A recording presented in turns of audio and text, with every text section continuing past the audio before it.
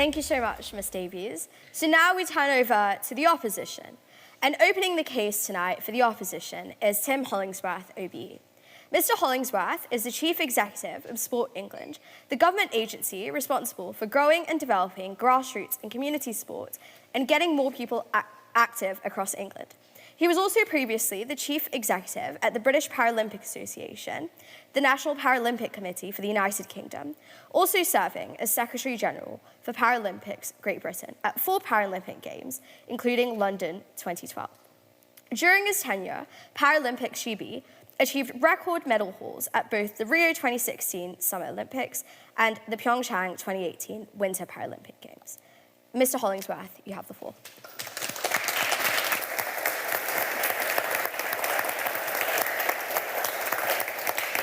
Thank you very much, Madam President. Good evening, everybody. It's an absolute honour. I echo Mim's opening remarks. When the email arrived to invite me to come and speak to you this evening, it was a question of when it was rather than whether. And I'm genuinely delighted to be speaking in this debate too. And when I started my role at Sport England just before the pandemic, my sports minister at the DCMS, to whom I reported, is sitting opposite me here. So there's some history in this debate, very much for us too as well. But I was really interested in the topic and I wanted to bring it to life in a way that both is, I think, a bit of professional but also a personal perspective for me. And I thought it was tempting actually to start with a bit of a quiz for the political nerds that are out here tonight. I'm going to ask a question. Who was the Secretary of State for the Department, Culture, Media and Sport in March 2014? I'm not going to waste very long. No, nobody's. I'm very surprised if you didn't get it. It was, in fact, the now Dame Maria Miller MP. And the reason I mention this is that she rang me at home on a Sunday afternoon in March 2014. She rang to tell me, in my then role as the Chief Executive of the British Paralympic Association, that following on from the Russian invasion of the Crimea, the UK government had just decided to allow the British Paralympic team to travel to Russia to compete in the 2014 Sochi Winter Paralympic Games. Now, having spent 2 years and a fair degree of my hard-fought budget preparing to take the British team to Sochi, you can imagine that felt quite a call, quite an intervention. And one suggests to me that even if we wanted to, it's very difficult to keep politics out of sport, possibly impossible. That situation is even more vexed, by the way, a decade on. If you look at the Russian athletes, should they compete this summer in Paris 2024? Keeping politics out of sport would mean this wasn't an issue that people were debating, but try telling that to the Olympians and Paralympians of today. So that's perhaps whether it's possible. Let me also briefly touch on why I think some people might want to keep politics out of sport. And I would definitely not suggest this about Mims, and I would not suggest this about any of my opponents this evening, but it does tend to be the case sometimes that those arguing for it have perhaps a reason to want to preserve a particular status quo.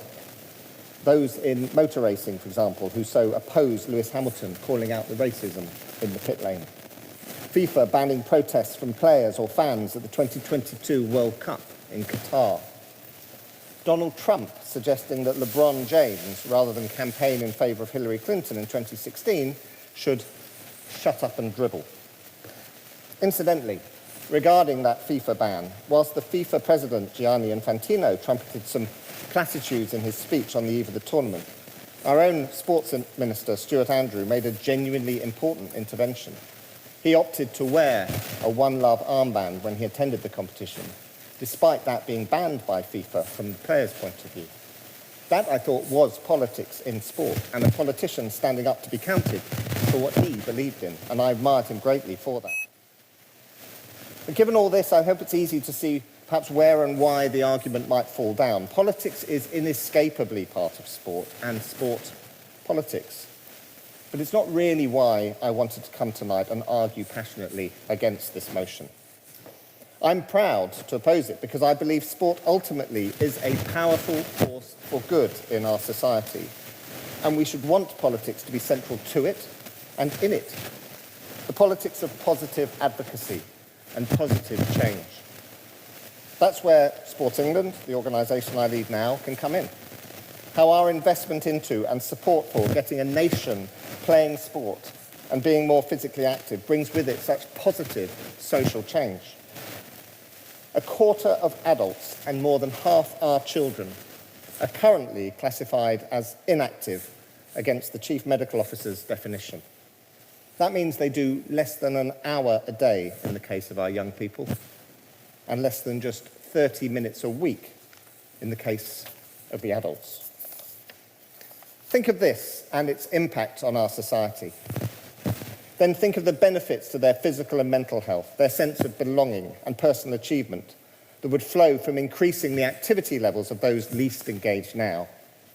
Think of how sport at every level, from international tournaments to the local community club, binds us together in providing for civic pride and civic duty. It was really notable how sports clubs became the focal point of local engagement in many communities during the pandemic, when playing the sport itself was not possible. Think of how it manifests our sense of nationhood. Where else now is the Union flag flown as proudly or as positively, perhaps, as for Team GB and Paralympics GB at the summer and winter Paralympic and Olympic Games? Think how positively sport can create greater change on issues like the environment and climate, on tackling and reducing inequalities in society. And there's a financial benefit to the public purse too. Research that Sport England carried out pre-pandemic shows that around £85.5 billion of social value was generated from engagement in community sport and physical activity, meaning that for every pound of public money invested in England, just under £4 was returned in benefit to individuals and society.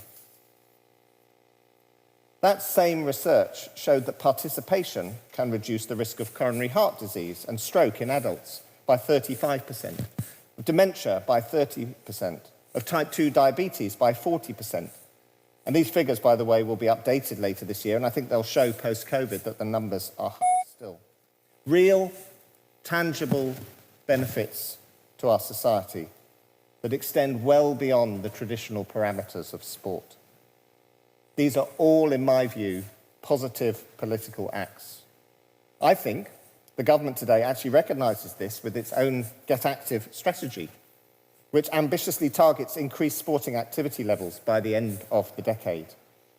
1 million more young people to be active, 700,000 more disabled people to be active, 3.5 million more of our national population overall feeling the benefit by the end of the decade. In thinking about this debate, I was tempted to ask, if you kept the politics out of sport, what business of that is for government?